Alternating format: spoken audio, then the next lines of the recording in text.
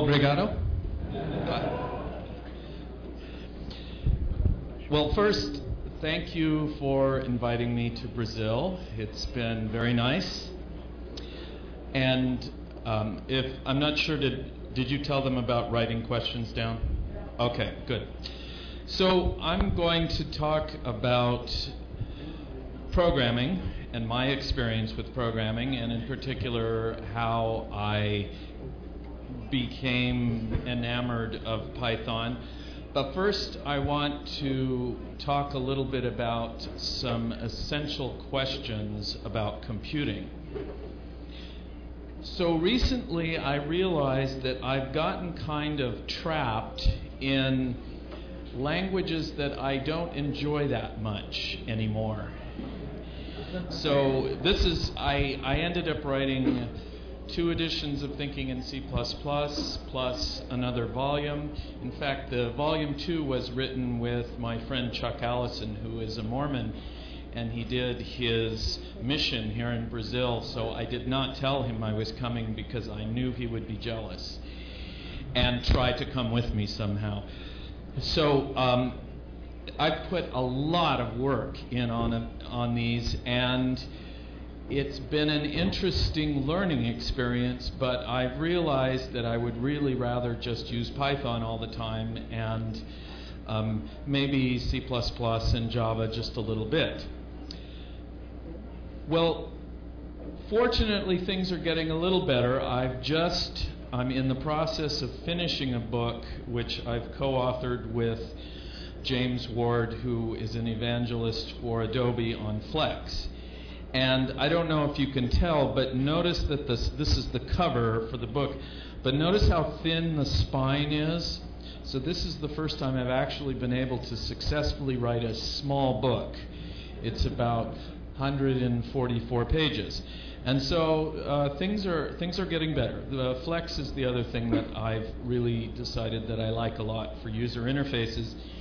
And if you go back through some of my weblog entries, you'll see where I explain how to use them. And I have examples where I use Flex as a front end for Python. So it's a very nice combination between the two.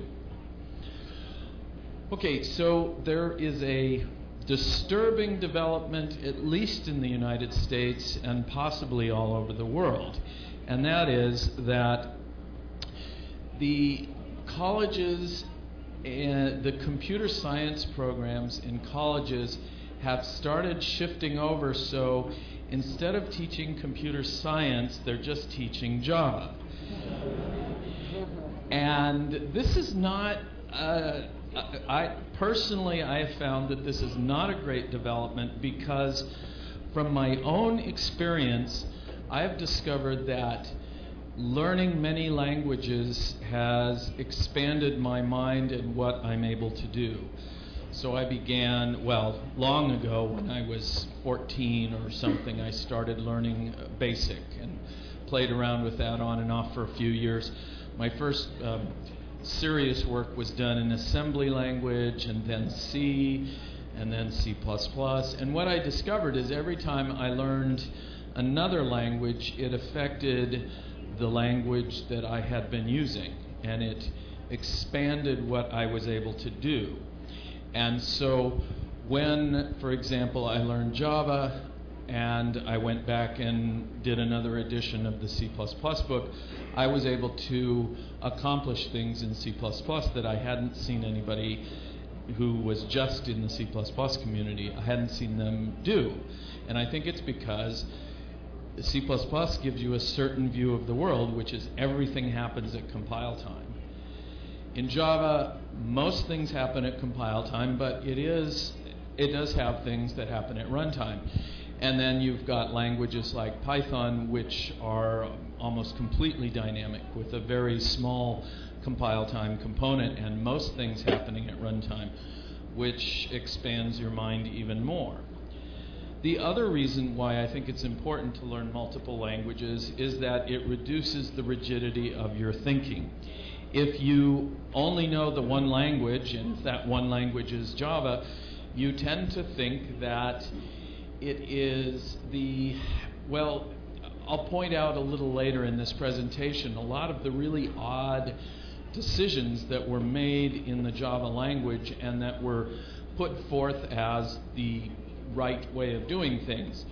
And you've probably encountered people who have followed the patterns that they have learned in Java, which end up being kind of odd ways of doing things. So it kind of makes your thinking a bit too rigid, I think, if you only know a single language. Okay, so one of the problems I think we probably have in our community is that we're not really passionate enough about our language. See, this is the crowd at the keynote at Java 1. See, do you have lighters? Are you doing? Okay, of course I'm lying. This is a rock concert of some kind. I mean, there may have been a Java 1 where it looked like this, but I haven't gone to that many of them. The real reason for this was that when we get into discussions about languages and with the importance of languages, there are usually some folks who very legitimately point out that if you have a good management, a good company, a well put together team, that sort of thing, then you can take a language. It doesn't necessarily matter what language you're using, you can still produce well with it. And the converse of this is that even if you choose a very nice language like Python, for example, the people issues can overwhelm the choice of language, which is true. It is possible, although I have generally found that by the time a company makes the decision to use a language like Python, they've already worked out a lot of their people issues, and so it doesn't it's almost more of an indicator of a positive environment within a company. But still, I think it is important to realize that the process of development is complex and it has many factors, and any one of those factors can cause your project to fail, not just the choice of language. So my attitude is more, though, that I would like, because the probability of project failure is so high, we don't really advertise what that is. I mean, nobody says, well, I've been on 18 failed projects. It doesn't look good on your resume. So, but in fact, the rough numbers are, somewhere between 50 and 80 or 90% of programming projects fail in some way. And it's a hard number to pin down.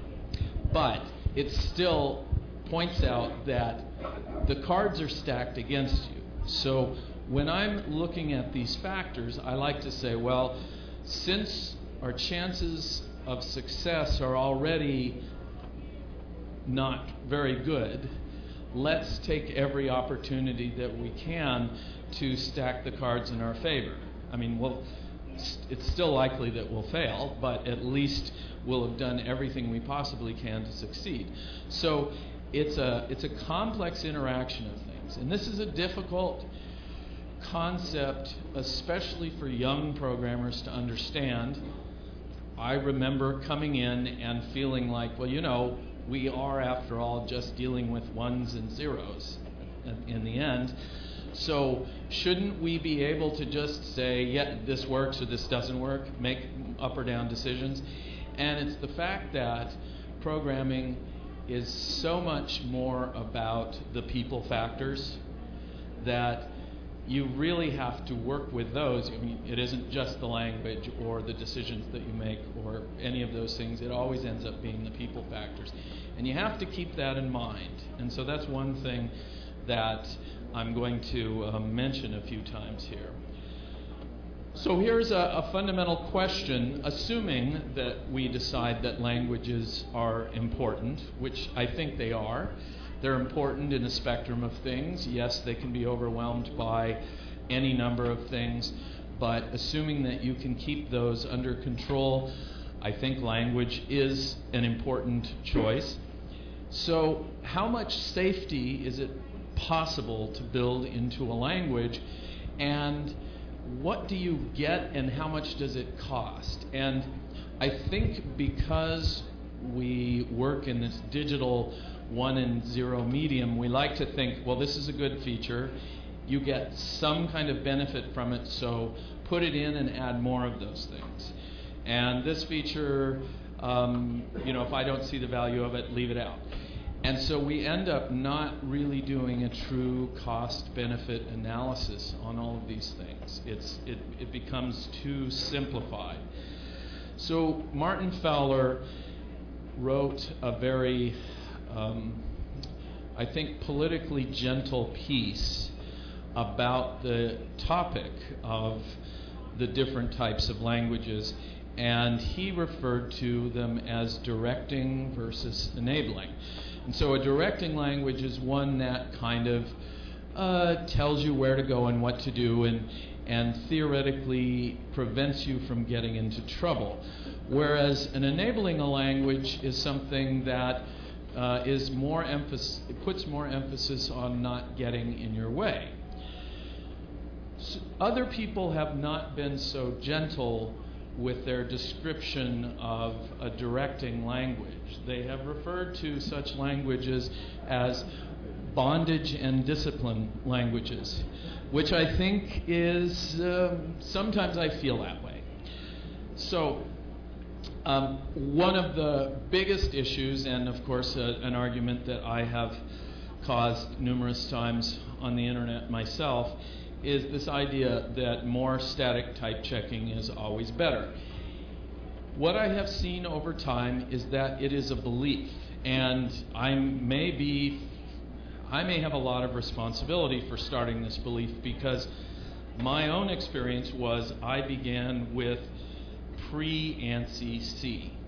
And those of you who can remember what that was, it was really just kind of a high-level assembly language.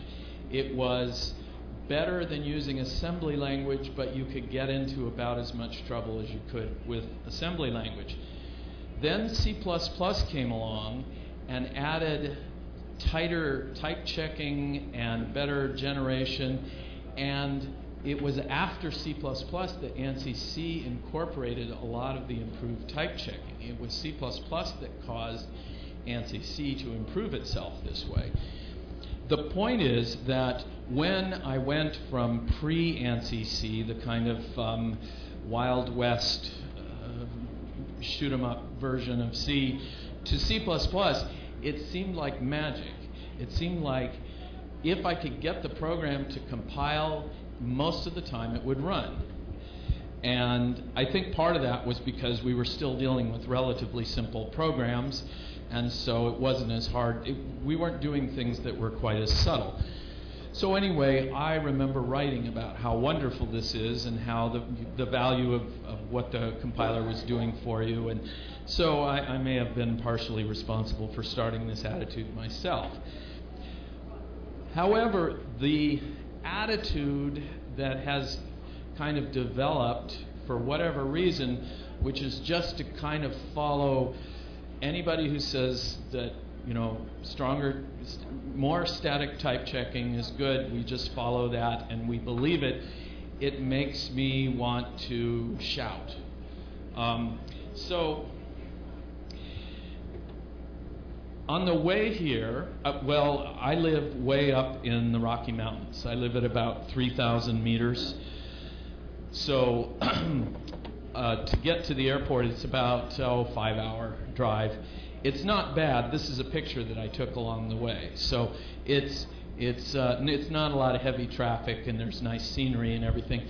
So when I drive long distances, I tend to listen to my to books on tape and to podcasts. Actually, I should ask, how many people listen to technical podcasts?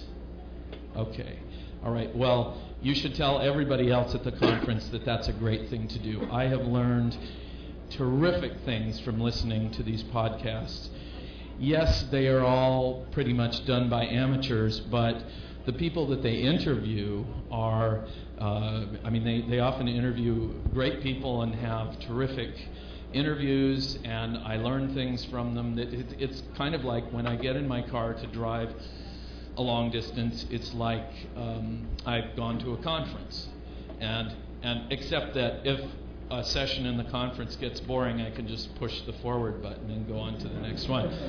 Yeah, so that's why I try to have lots of nice pictures here to keep you from pushing that button.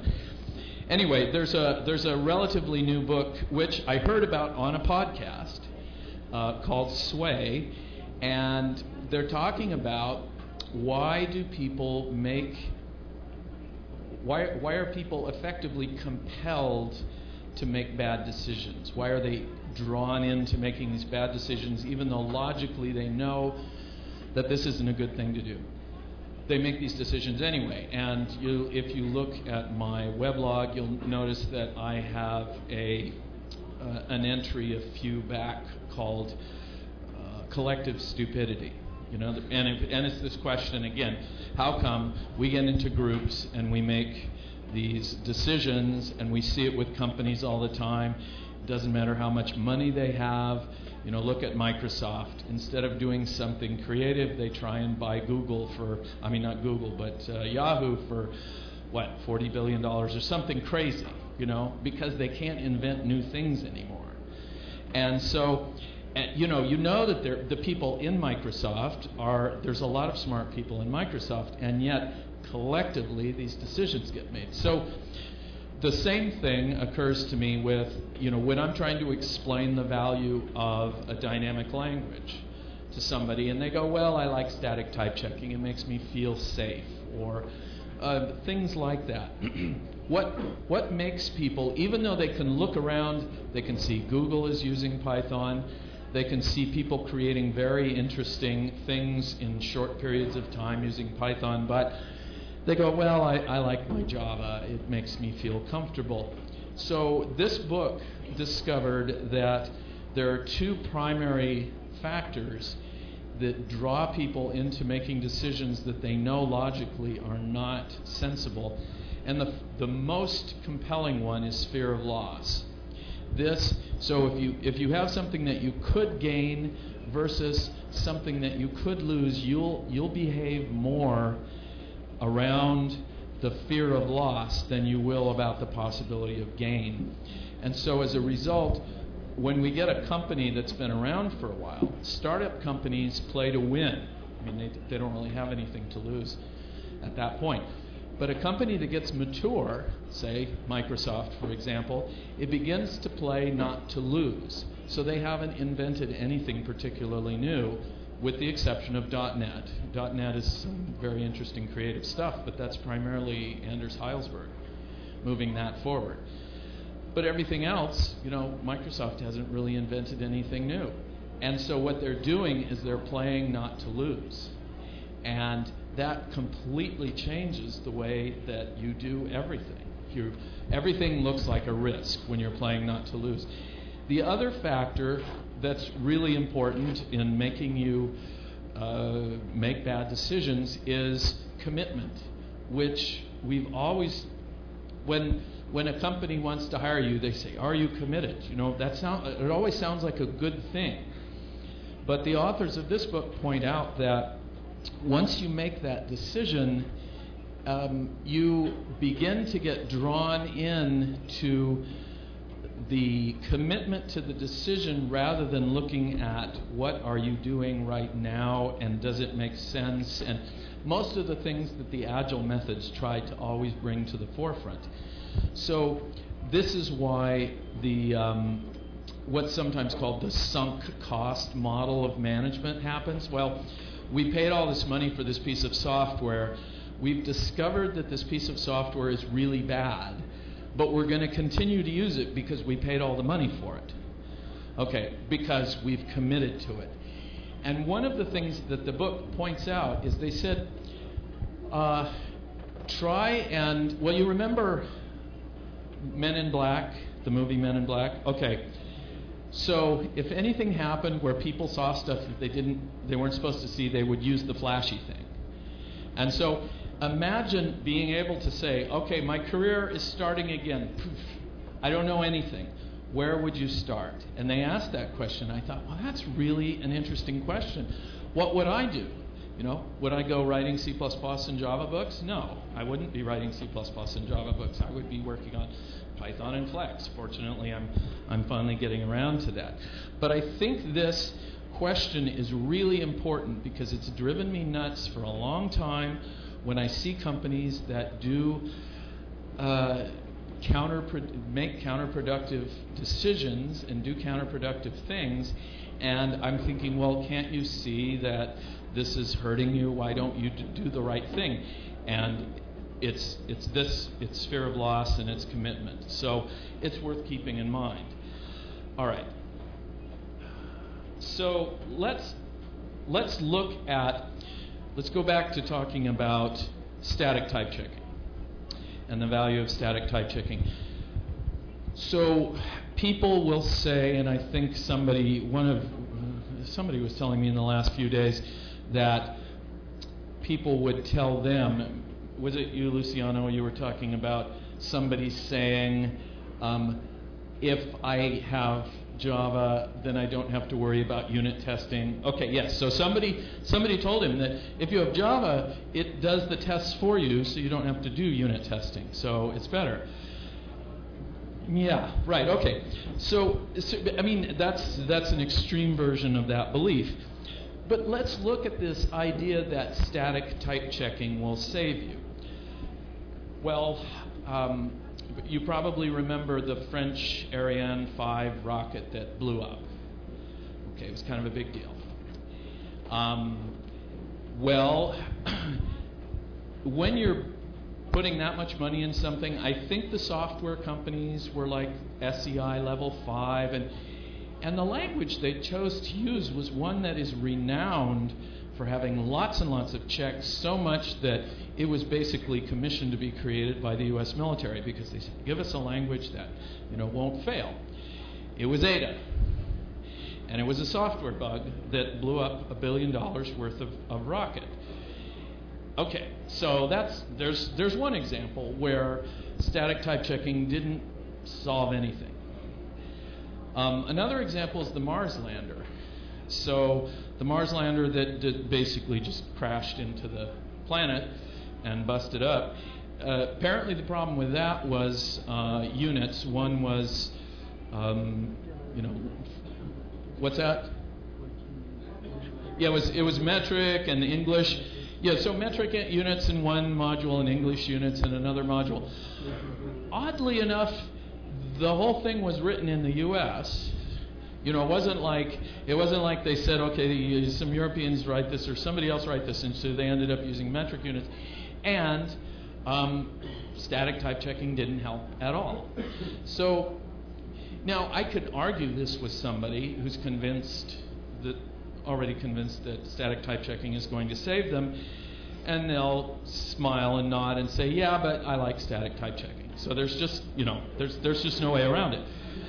And the thing is, static analysis, the concept of static analysis is very useful. It is any tool that you can have that helps you find errors is great. I think the real problem with languages like Java or C++ or Ada or Eiffel or those sorts of things is that the static analysis is too tightly coupled into the language.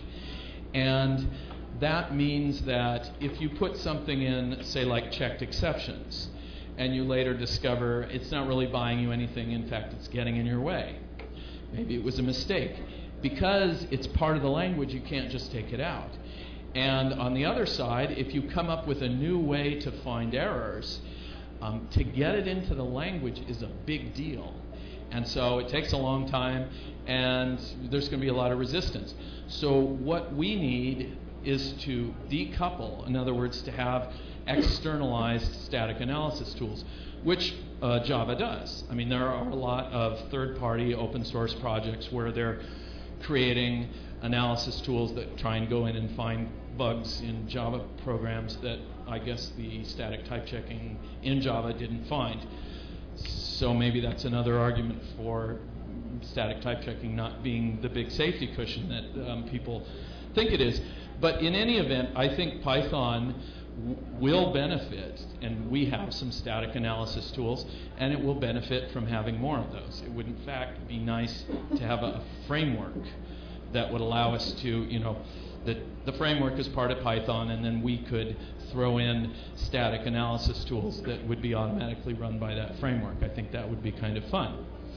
So one of the things that Guido tried to bring up a couple of conferences ago was the idea of optional static typing, and there was just this big backlash. Oh, this is a terrible idea.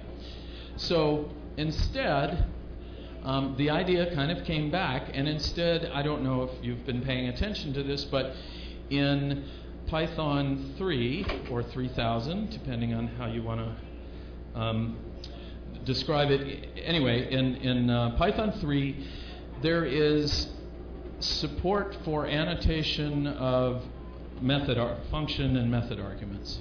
Okay, just you're able to add some words that describe, it doesn't describe anything. It means nothing at all. It's just that when you have an argument, you can say argument : and you can put a word in there if you want.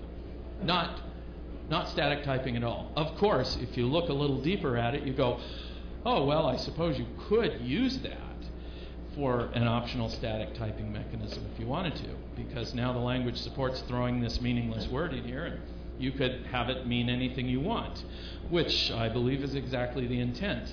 It's the more political way to sneak it in because people reacted so badly to it. So my experience with this has been with ActionScript, which is the language that Flex uses. And what it is it's a dynamic language with optional static typing. Now most people end up using the Flex Builder tool to build their code. I think, well, partly because you can have it free for 60 days or something like that until they hook you in, and then by that time you're happy to pay for it. But in any event, once you start using that, well, Flex Builder really encourages you to add the type information when you use data types in your program. And when you do that, it will do things like command completion and help and all that kind of stuff, the kind of thing that you would like in a development environment. And it's certainly something that people point at Python and they say, well, the reason people use Java over Python is that Java has all these tools, and those are based on the knowledge of static typing. Well, so as a result of this, when you're using ActionScript, it actually feels like you're using a statically typed language until the point when you want to do something dynamic. Now, those of you who are Java programmers know that when you want to do something dynamic, and I'll show you an example a little later, the hoops that you have to jump through are very tedious and difficult. And the code suddenly becomes very messy. And what's nice with ActionScript is you can go along and statically type things and get help from Flex Builder. But then when you want to write something that needs to be dynamic, like this reduce method, which I basically lifted from Python. So reduce takes, here's how the syntax works. The argument is a : array. Well, I'm pretty sure that's exactly what the Python 3 syntax looked like. And then reducer is some kind of function object. And then the colon here is indicating what the return type of this function is. And notice that I'm using a return type of star, which means effectively anything. So I'm turning off the static type checking, and Flex Builder, once it sees the star, it says, okay, you're using dynamic stuff here, so I won't bug you about it, and I won't give you little warnings. And the same is true with the result. The type of result is just star, means any object, and that's because I don't know what's in the array. And all I do is go through here and I apply the reducer function to each object in that array and return the result. Okay, the rest of the code in this example, which is I think it's the largest weblog entry that I have on Flex, and so you can find the code in here. But the rest of the code in this example uses the static type checking. So it seems like more like it's almost optional dynamic typing. And I find that it's pretty much the best of both worlds. The static typing in ActionScript is not intrusive, and I don't think it will be in Python either, the syntax that I've seen. And yet, when you want to do something that's fully dynamic, it doesn't get in your way either. Okay, here's another question, which I think is really fundamentally important, and also one that doesn't get asked enough. Is programming art or engineering? The picture on the left that's a painting that I did. I've been painting lately. Okay, the thing about this painting is, for some reason, people seem to really love this painting, and I can't figure it out. I was really just goofing around when I did this, and every time I looked at the painting, it needs something. It's not done. And then I have people come through, oh, that's the one I really like, and I have no idea how I'm going to do more like this. Obviously, the compulsion is there because that's what everybody likes. And on the right here, we have engineering by clearly Leonardo da Vinci, and the irony here is all of his engineering drawings look like art. But what we discover is that many companies, many managers really, really want it to be engineering. They want to have tests and standardization and certification and all of those things. And what they really are wanting and really trying to make the world this way, even though it just doesn't seem to want to be this way, is to have programmers as replaceable components. And they want to have software factories and all of these things where it's really just an engineering thing, and if you leave the company, all I have to do is get another generic software engineer, replace that with you, and then you can go turning this crank again, and everything will go on. We know again and again from experience that if somebody leaves a team, finding a new person and bringing them up to speed is a really expensive process. If people really are just engineers and cogs, then yes, we should be able to work them. I mean, if they get this much work done in 30 hours, then they should be able to get twice as much done in 60 hours. And if they get burned out and leave the company, we can just get another one and everything will be great. It can just, the whole thing can just be a machine. Well, what I keep seeing with the problems of software development is that it seems like, to me, software engineering is more, or I shouldn't say software engineering, I should say programming, is more like writing. And we were having this discussion the other night because I was saying, well, if you were to say, and publishers do try and do this, they say, well, this novel sold a lot, so let's hire an author and tell them to write a novel like that one, and we'll have them turn it out, and then we'll get a novel like that, and it will sell a lot. And that's because publishers don't understand what they're publishing. And this is true, publishers refer to books as titles. So that sort of shows you that it's not what's inside, it's what you call it. And there are times, I have had publishers tell me this. They say, people aren't buying thick books anymore, or people aren't buying thin books anymore. They want thick books, or thick books are selling well because they take up more space on the shelf. And of course, this has nothing to do with what's inside of the book, and you begin to understand why publishers publish so many books that aren't necessarily very good.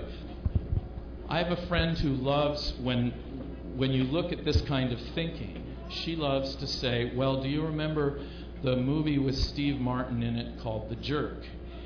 And he's at a gas station, and these bad guys pull up, and they start shooting, and they shoot up all these cans of oil, probably because there's somebody behind the cans, or I don't remember the details, but Steve Martin looks at that, and he goes, they must hate cans.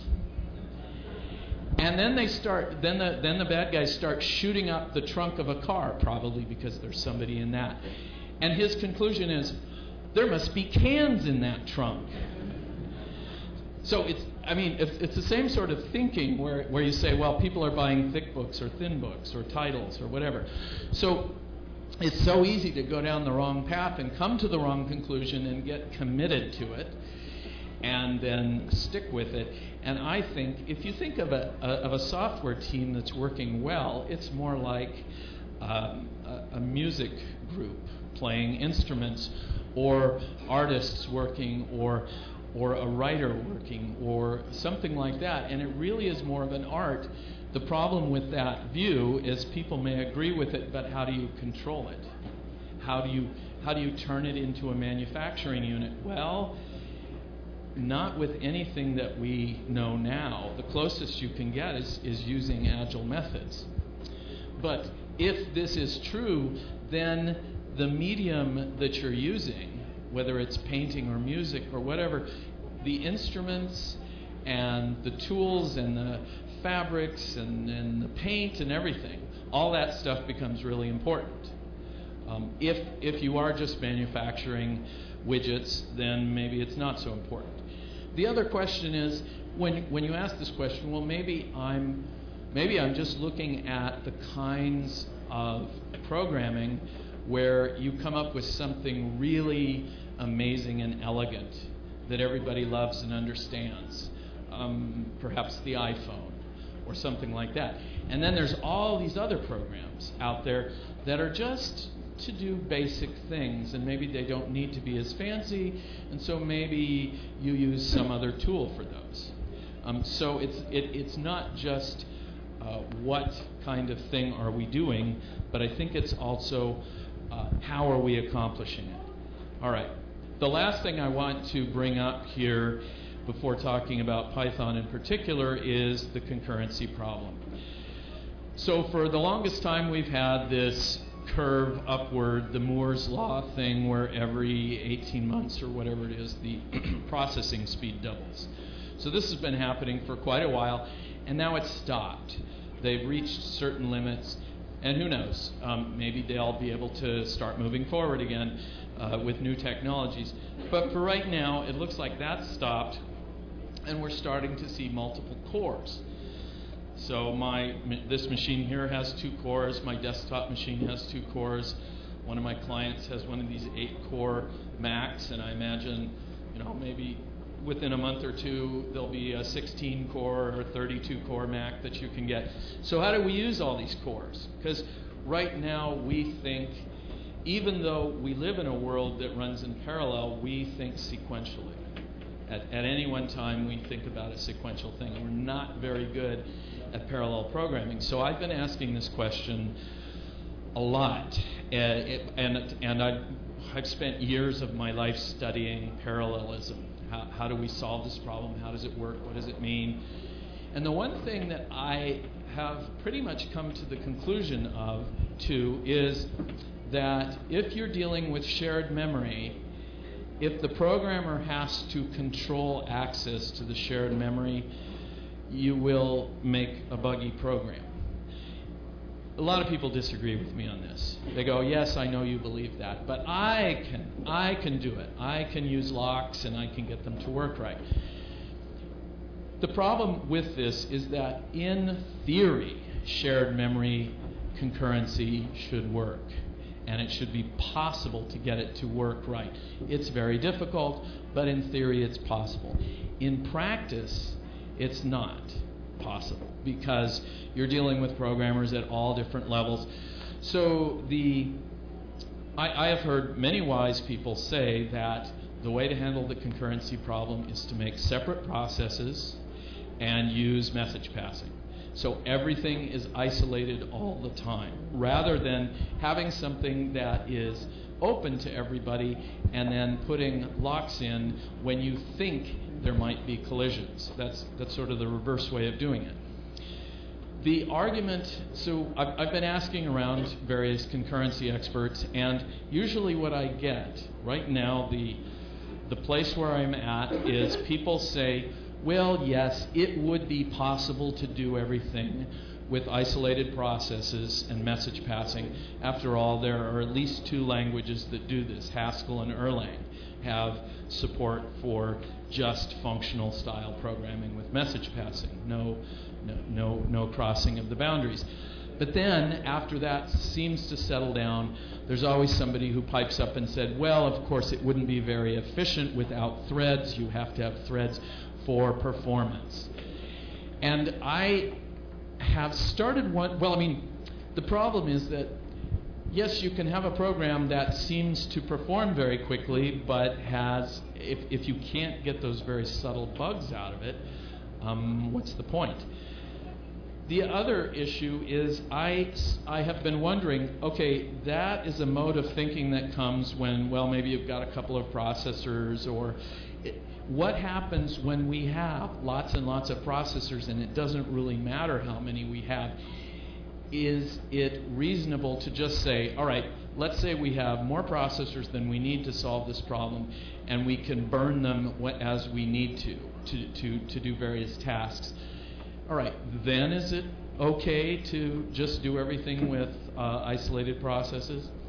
In Python, because of the global interpreter lock, it is not possible to run CPython on more than one CPU at a time. Using threads doesn't matter. The threading still happens on a single CPU.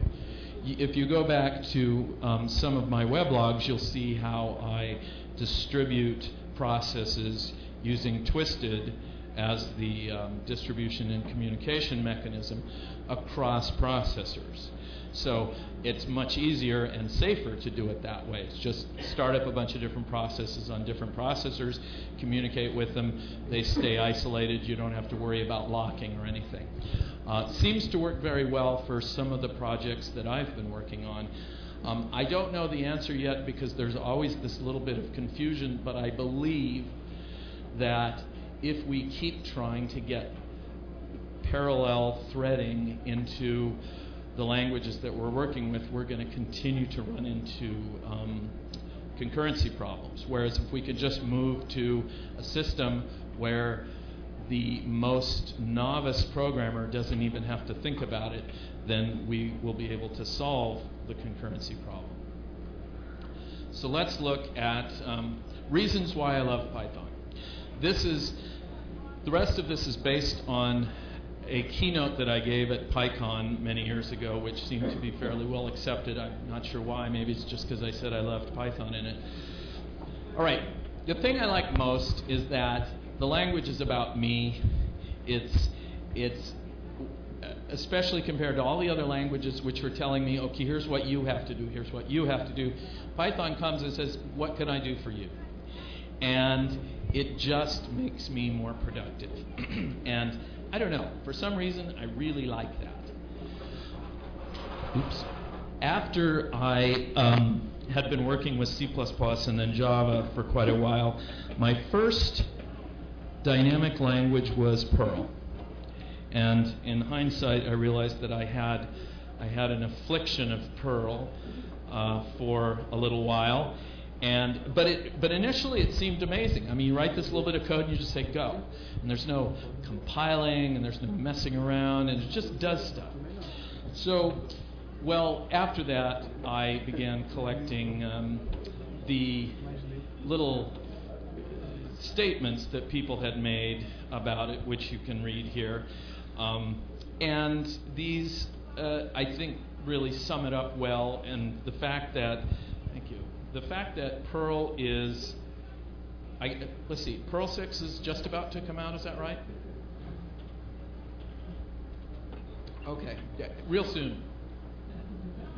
That's what I keep hearing anyway. Perl 6 will come out, and it'll be completely different. It'll be a totally different language. Have all kinds of great things in it. All right, so programs, and this is a maxim worth remembering, programs are read more than they are written. So when you write something, you really do need to think about the audience for this. And so things like consistent formatting are really important. In other languages, people argue about formatting. Where do we put curly braces? How far do we indent, etc.? I mean, you could still argue about indentation depth in Python, but when people complain about indentation, I say, so what? You don't want to indent at all, ever? Don't you do that? Well, I don't want to be forced to, and I don't want it to. I don't want the. There's the white space problem if I indent badly or something. And I think we've got static analysis tools that will help detect when you indent incorrectly, right? It doesn't seem to happen to me that often anymore, so I haven't really looked for such a tool. But the other thing about this clutter issue is the way that we consistently use programming idioms. One of the things you see, not so much in C++, but a lot in Java, is just a lot of different programming idioms used in many different ways, and I think it's because those of you who know Java and have gone through the libraries know that it seems like different people wrote different parts of the libraries. Because somebody comes up, well, like the I/O library, somebody decided that they should use the decorator design pattern. And I think they were just in love with it or figured it out or something. And in hindsight, it was a really bad idea, I think. And so you see there's one example. And in other places, it's all over the place. And one of the nice things about Python programs is, in general, there's a certain consistency across programmers. And whether it's the community or whether it's just the language that tends to make this happen, I don't know. But rather than the Perlism, there's always more than one way to do it, we have the opposite. Well, there's typically just one way you want to do it. And I think in many cases that makes life a lot easier, rather than going, well, there's more than one way to do it, now I have to decide which. Instead, you can go look it up in the Python cookbook or one of the other things, and you find out what the typical way of doing it is. We have plenty of places to be creative without having to figure it out on every single line of code. So performance issues have always been things that people claim, well, this part's really important and I had to do this because of performance. So C++ in particular had to be as performant as C because they were trying to drop, and I should point out that I was on the C++ standards committee for 8 years. I was a voting member for 8 years, which meant that I had to go to a certain number of meetings every year, etc. It was a great experience for me because there was a bunch of smart people in the room and I could ask questions whenever I wanted to find out great answers. So I have a fairly deep understanding of the decisions that were made and why they were made in C++. In Java, I just kind of have to guess, and most of the time my guesses don't come out. Usually I can't guess why on earth they would make this decision or that decision, so I've often had to give up. In any event, C++ was very concerned about C performance because if the feeling was that if a C programmer was able to say, oh, well, C++ is too slow, I'll just stick with C, then the whole point would have been lost. So as a result, it has the performance, but it's really hard to get things working right. And in particular, memory leaks were very hard to get out. With Java, the primitive types that they decide, here's the one example of them saying, well, we have to be performant here. And so everything is an object. It's a pure object-oriented language. It's all great and perfect, except we've got these primitive types, which aren't objects. And one of the things I like about the way Python does it is it says everything really is an object. A quote primitive type is an object, and if that's not fast enough for you, here's a trap door that you can go through to make something faster, but we're not going to saddle you all the time with having to go, oh, it's a primitive type, it's not an object, I have to do something special with it. So I thought that was a particularly poor decision, and I think most people have come to understand that. This is a big one. I really feel like a lot of the Java marketing has been,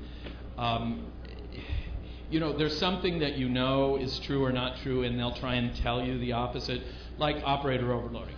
It's bad because it's possible to make bad code with it.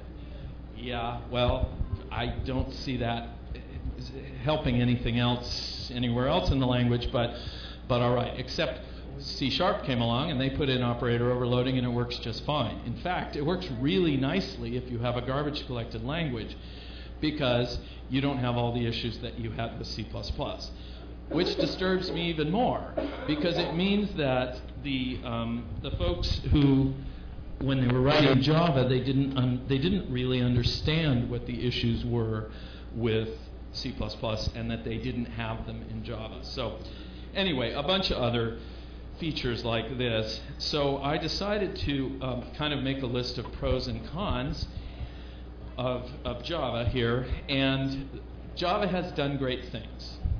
Garbage collection used to be something that nobody would take seriously. That was just a ridiculous concept. It is now mainstream. Nobody even thinks about it. Virtual machines and bytecode interpreters used to be just university experiments, the UCSDP system, and that was just, it was a toy.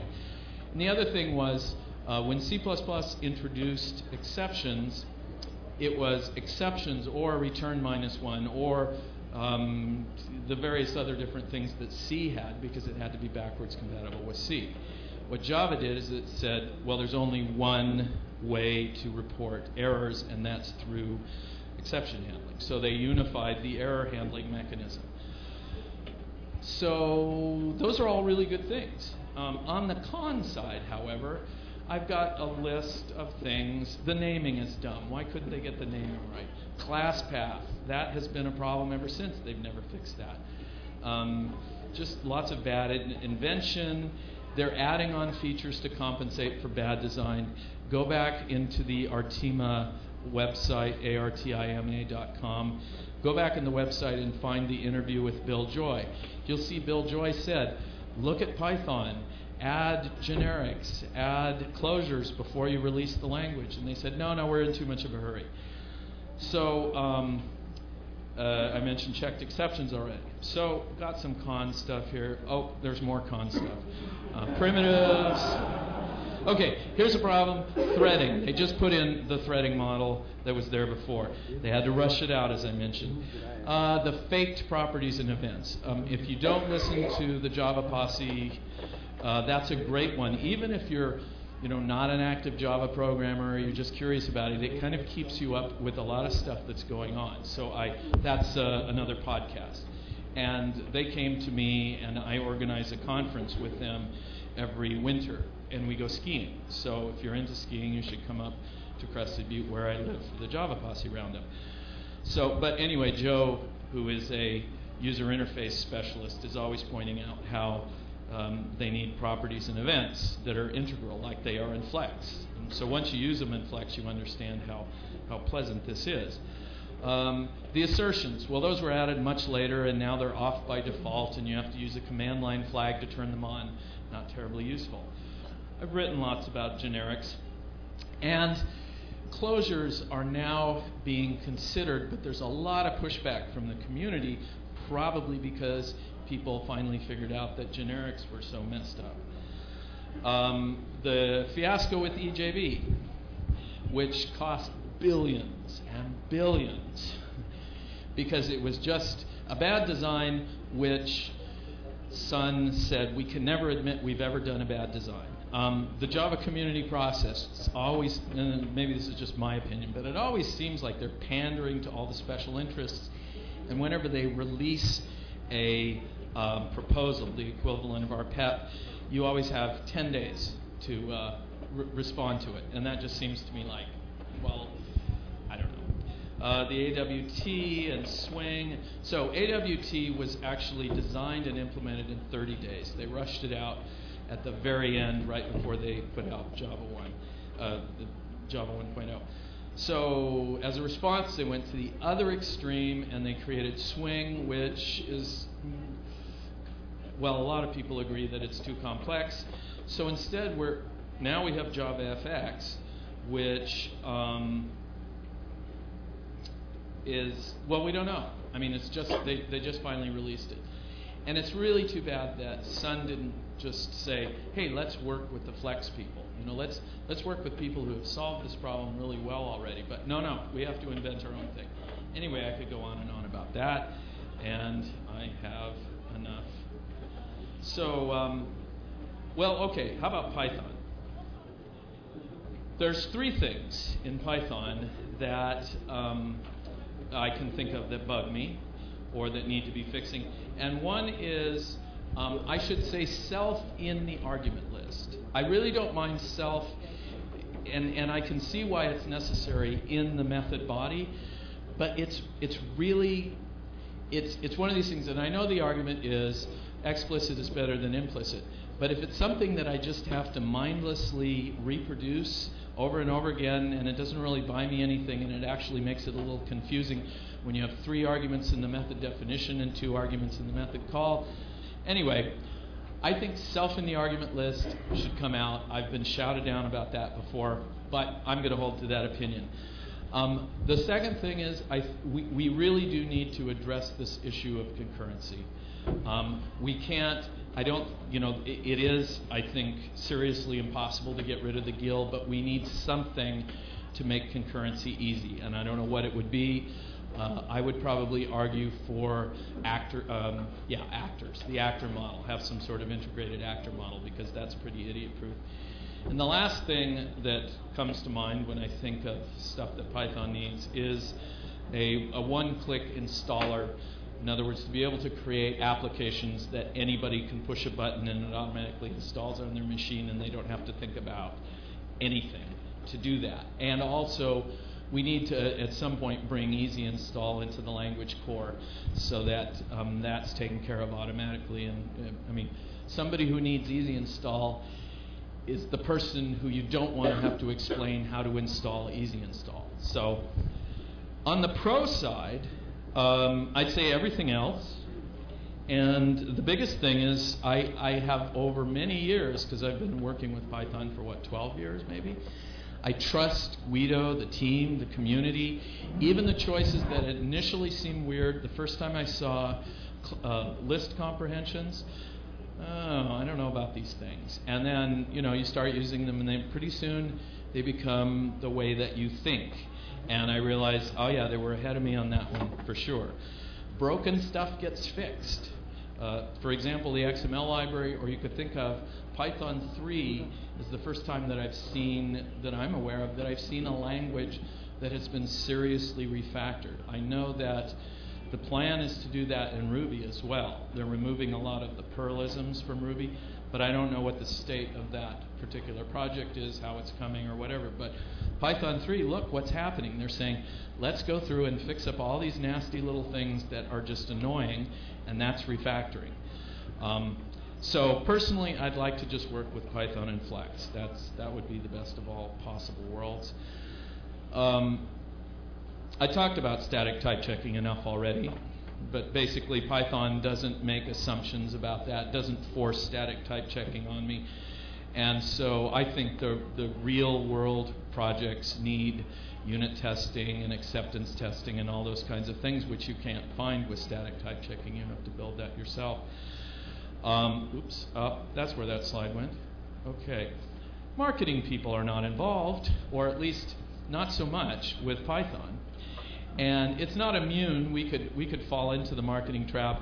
One of the things I complained about at the last Python conference was that that year's organizers had started selling keynote spots and even lightning talk spots, which was very disappointing. So I wrote an essay on that on Compline Python that you can go find if you want. I don't have to type so much. I like that. And the typing that I'm doing is the right typing, which is very important.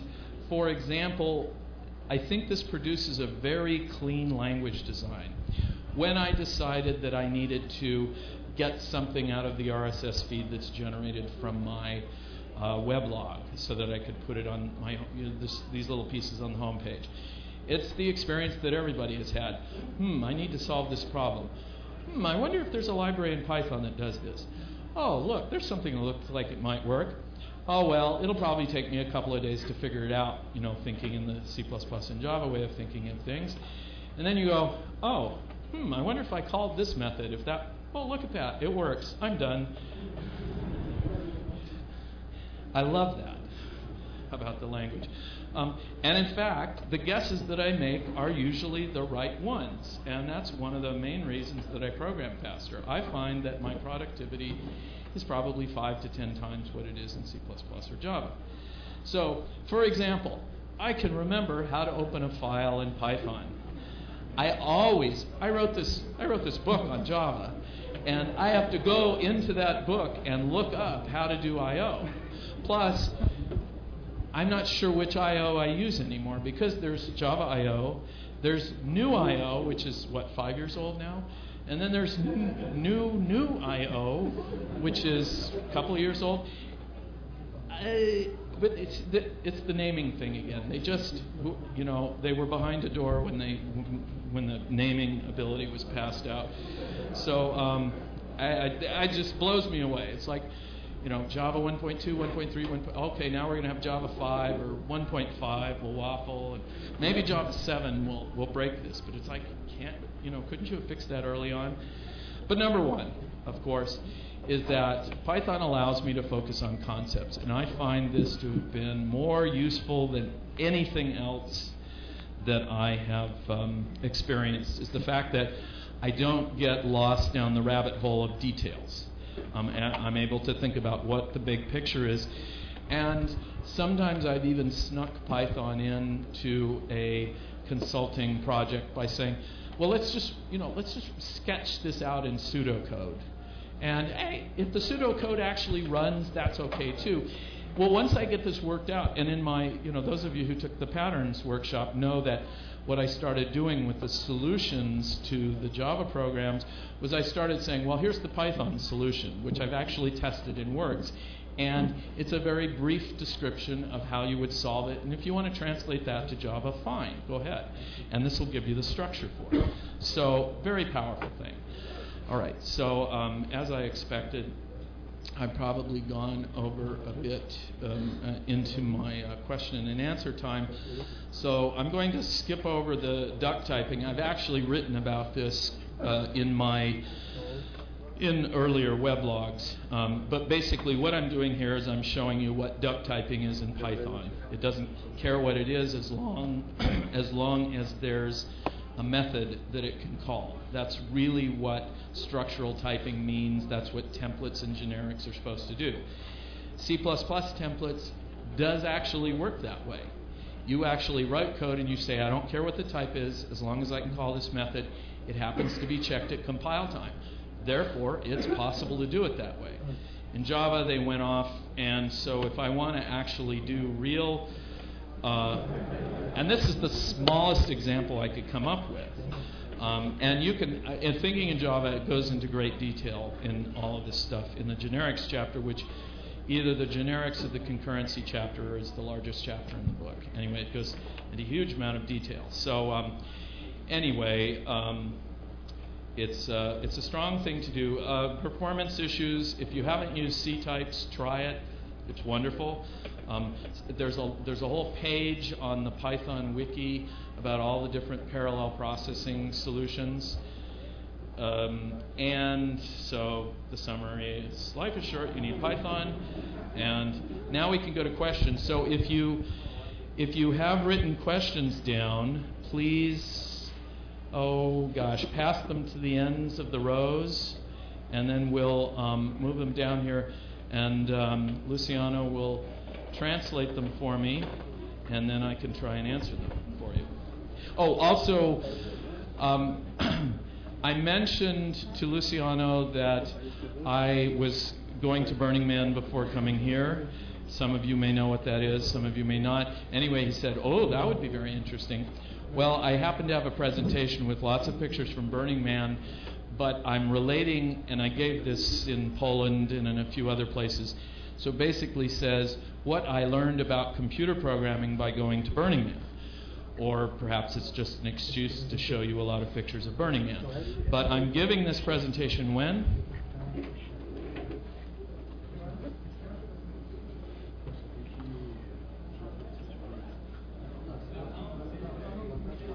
$6:10. I'm giving it at 6:10 where?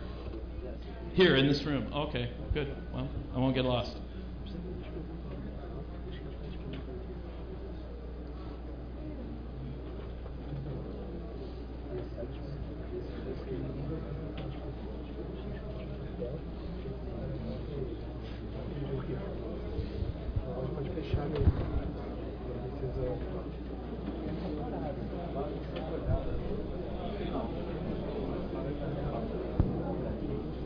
Well, I'm going to ask the question in Portuguese and then I'll translate. Okay.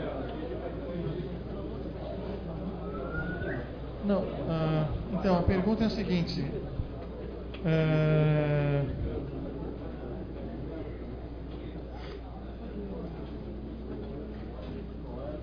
A pergunta é a seguinte. A gente sempre fala sobre que o Google está usando Python, mas eles também usam Java e C. Isso não enfraquece esse argumento? Por que será que eles usam essas linguagens? So the question is, we always talk about Google using Python, but they also use Java and C++. Doesn't that weaken this argument? Why would they use those languages? Well, I also use those languages. I have my favorite consulting client is one that does massive analysis of traffic flow in cities like Atlanta and sometimes entire states, and tremendously detailed. And we are using Python as much as possible, but at times using C types and C++ because of we have to distribute just because it takes days to run these simulation models. I'm a believer in, you've probably read some of my articles where I talk about hybrid programming, using the right tool for the job. I'd say the two arguments for this, for using C++ is performance. Hook C types into a C++ module for speed. And the second is, in the case of Java, and Jython, which hopefully you're aware that Jython 2.5 is just about to come out. My friend Jim Baker has been leading the charge and organizing this as one of the Summer of Code projects, and he's hoping to have various improbable things like C types working with Jython. I have no idea how. And he's a big fan of Django, and so he's got a Django working under Jython, and all those sorts of things. So to me, well, it's kind of like what drew you into Python in the first place. You get to make things really fast. If somebody has already created a Java component that solves your problem, why not use it? And if C++ will make your project run fast enough, why not use it? I think Python has always been, to me, a language that says, Java says, you can't know what the operating system is. That would be bad. Python says, you want to talk to the operating system? Sure. You don't want to. You want to be cross-platform? Sure. Well, we'll let you do what you want to do. And so I think that's its strength, rather than a language that tells you that you can or can't do something.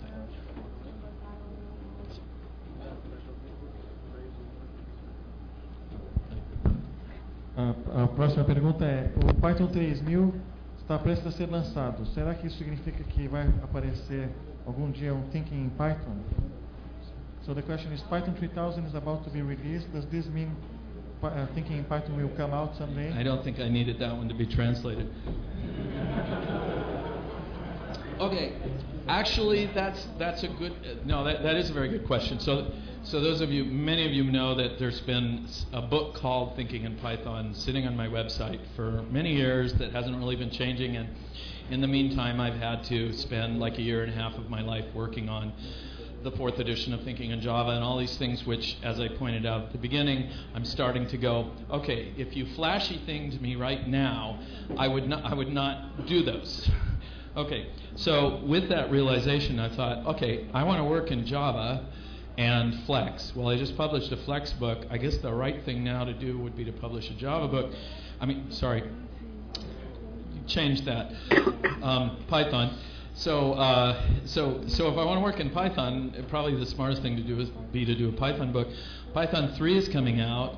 The book is Patterns and Idioms, and what better way to learn Python 3 than to do a book on it. So I'm hoping that I can get myself to do that, and because that would just make the most sense. So yes, it's very possible it won't be called Thinking in Python, because there was a bunch of stuff messed up with my editor, and even though it's my title, the publisher may still own it. And anyway, we may work that out, we may not. I'll come up with another title.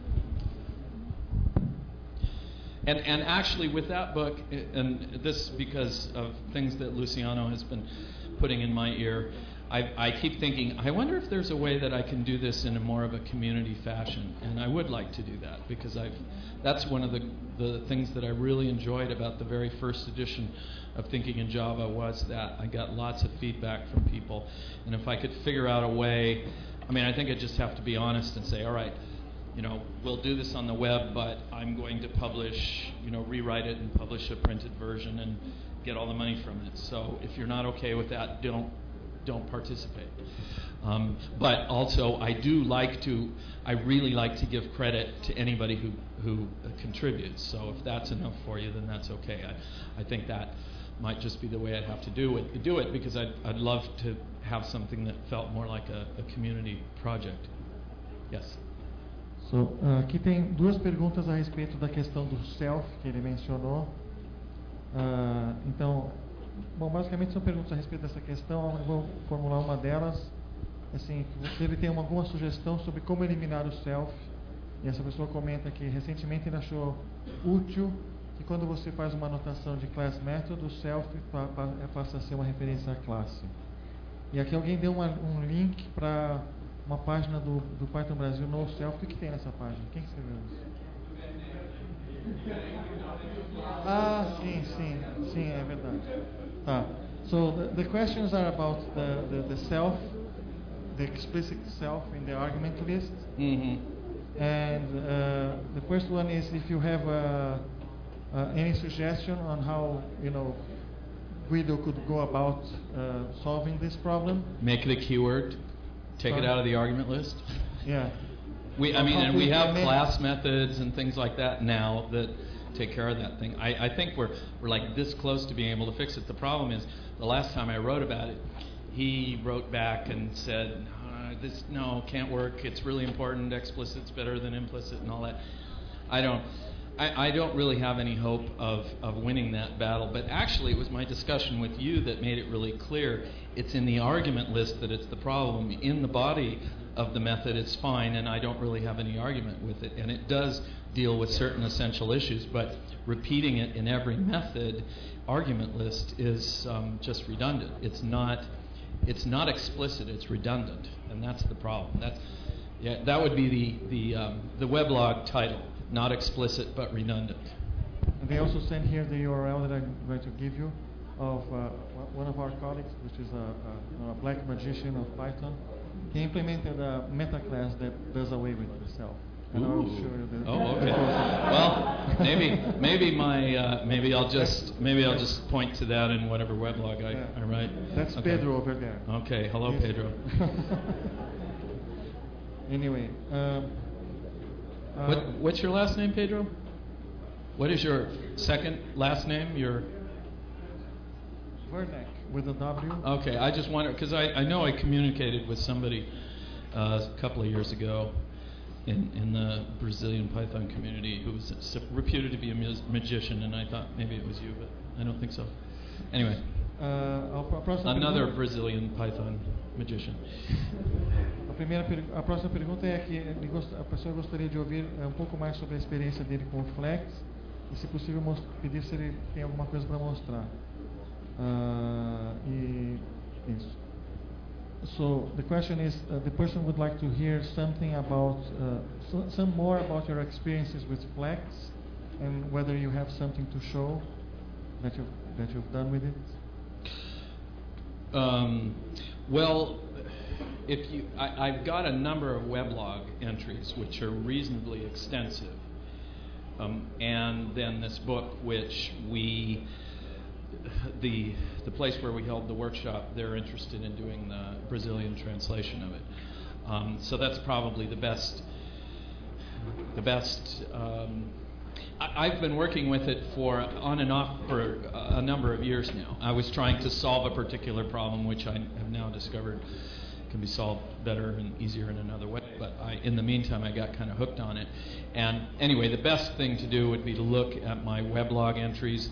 Just Google for the ones that have flex in them. And you'll see the earlier ones are kind of more of an introduction, and then I've got some where I actually show flex apps that I've done and that kind of thing. Outra pergunta é sobre a plataforma do Google, o Android, e na verdade ela não suporta Python, e a pergunta era se tem algum comentário sobre, se ele sabe por quê ou sabe algo a respeito. So the question is, could you comment on Google's Android not having Python available? Do you know something about that? I don't. Dick Wall, one of the Java Posse guys, is a friend of mine, obviously, because we do this conference together. And he used to be the Android, the promotion guy, technical evangelist for Android. And so I sort of have a vague idea of how it works, but I don't really know anything about the language support or anything like that. And you could just as well ask me why the iPhone doesn't have Python support. And I wouldn't be able to give the answer to that either. And there are two questions that refer to the GIL. São duas perguntas sobre o GIL, né, o Global Interpreter Lock, que ele mencionou também na palestra dele, que é uma limitação do interpretador de Python em C. So, you know something about the current discussion? Se ele sabe alguma coisa sobre a discussão atual que existe a respeito de remoção, quer dizer, qual é o estado atual da discussão?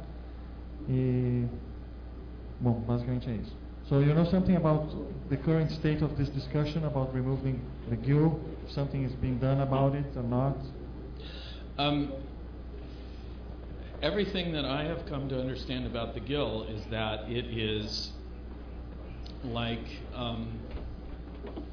it is so tightly coupled with the language. It's true with Ruby as well. Both Ruby and Python, the nature of the language is that they can only run on a single processor, except for the versions that run on top of virtual machines that have underlying thread support. But even then, what you're doing is you're hooking into the underlying thread support of the JVM or the .NET framework. But there are things, there are just things about the GIL that you can't remove it. And so we need, in my opinion, we need a different model for handling multiple processors, and I think threading just isn't it. Threading is really an old and primitive way of doing things, and I think we keep putting threading into our languages just because it's just a knee-jerk reaction, and it's certainly true in Java, and without really thinking it out. And languages like Haskell and Erlang have really given it a lot of thought and said, all right, how do we solve this problem so that we don't get into trouble? And in particular, Erlang's actors, I think, is probably the thing that has the most promise. But all of those are not shared memory concurrency. They're not a threading model. They are isolated processes. And I don't know. The only other possible thing that, for example, Haskell has something called software transactional memory, which is still in an experimental stage, STM. And there's one more thing which is a 3-letter acronym that is a hardware thing. And all of those are still, the software transactional memory is much further along, and that's something that perhaps could be used within Python. But for the near future, I think we need something that just prevents the programmer from getting into trouble in the first place, rather than shared memory, which says, okay, you're in trouble, now try and get yourself out, which is pretty much the way it works now. E a próxima pergunta é assim, se o editor do livro Thinking em C++ é o culpado por ele ser tão grosso. E eu vou fazer essa pergunta, mas eu vou estender ao livro de Java, que eu acho que é mais grosso ainda do que o Thinking em C++.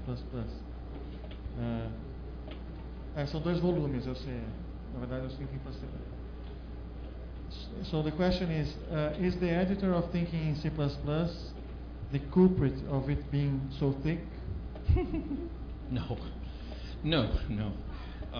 Well, unless you mean Bjarne Strustrup in the C++ committee. No, it's so thick because the language is complicated. Part of it's my fault too. But my problem is that when I start delving into a language, I keep having to dig and dig until I figure everything out. And while I'm doing that, I'm writing about it. It's just, both thinking in C++ and thinking in Java are thick because I'm being as thorough as I can. But even then, in thinking in Java, every time I did another edition, I'd try and pull things out that I didn't think were absolutely necessary, and the book still got bigger. That's because the language kept getting more, the difference between complex and complicated. In Java's case, it was mostly just getting more complicated, and that means more stuff, but you're not really buying anything. You have to cope with more, but it doesn't really get you anything.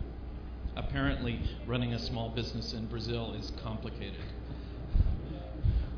Eu tenho mais uma pergunta aqui, mas é uma pergunta que tem mais ou menos 18 subitens, então tem alguma outra? Qual que é? 2 minutos?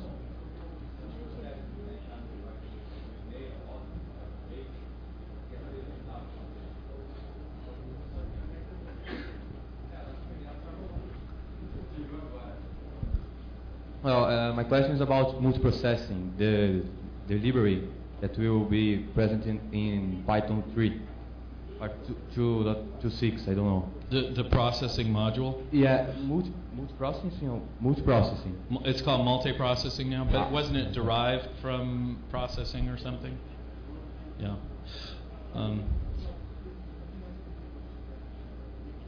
Em português. Bom, minha pergunta é só sobre o módulo que vai entrar agora no Python 3, o multiprocessing, se ele resolve os problemas que ele estava preocupado sobre multiprocessamento. I didn't. What was your question? I didn't know what the actual question was. Well, if it solves the problems that you mentioned before. Well, to some degree, there's a group of those which basically start up very often they just use an operating system process, which by nature is isolated, and then you just communicate using some sort of message channel. And so by nature, it solves those problems, yes. There's several different, in fact, I only just realized that they were including this multiprocessing thing in Python 3. I didn't realize that they had chosen one. But something like that works. The solution that you see in one of my recent weblogs where I'm using Twisted to start up and do the communication, we found that to be really effective, and I'd be interested to compare the Twisted solution and the processing solution and find out, whether there was a performance difference, because the Twisted one was really fast compared to one or two of the others that we tried it against. But that, of course, was just the communication part and the callbacks and stuff like that. There was no polling or anything necessary because it was done in an asynchronous fashion. It was really fun, too. And if you go look at the code that I wrote, what the other really cool thing was how small it was. It's just a few lines of code, and you have this magical thing working across multiple machines and processors. And the problem that we were trying to solve, I don't know, we were calculating pi or something just as a demo to show people that it worked. And we took an 8-core Mac and we just drove every core to 100% evenly across it, and it was just really cool. Yeah. One last question that I think is not so long. A última pergunta é o seguinte: deixando de lado a questão do self e do GIL, o que você achou do processo de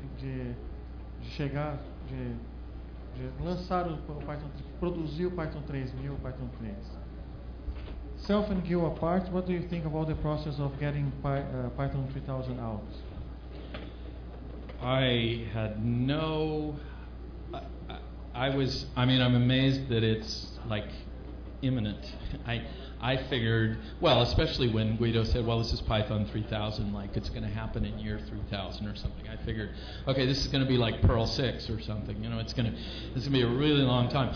And of course, I think we have Google to thank for that, because they've got this core team working there, and they obviously want him to move Python forward. And maybe the reason that Python 3000 is happening partly is just because Google says, well, our programmers are going to be more productive. So anyway, it's like much faster than I thought it was going to happen.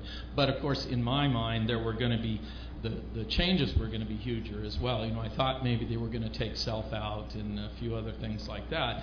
And it really is much more of a refactoring, and yet when you look at the whole picture, it just has made it so much nicer. And I'm sure I'm looking forward to just moving to Python 3 wherever I can.